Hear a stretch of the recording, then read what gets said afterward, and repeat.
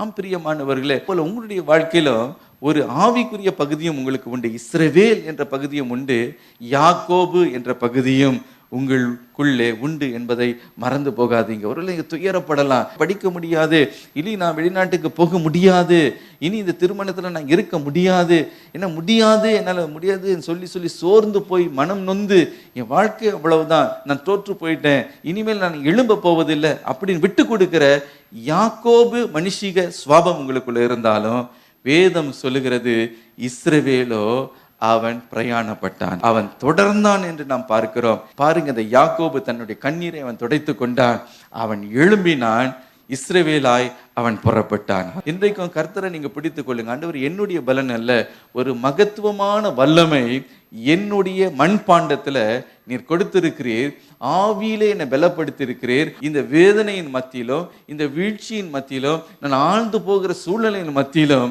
ஆண்டவரே உம்மை நம்பி என்னுடைய கண்ணீரை துடைத்து என்னுடைய கரத்தை நான் பிடிக்க போகிறேன், நான் தொடர போகிறேன் என்று நீங்க சொல்லுங்க. கர்த்தர் இன்றைக்கு உங்களுடைய வாழ்க்கையில அவர் ஜெயத்தை கொடுக்க அவர் வல்லமை உள்ளவர். ஹல்லேலூயா.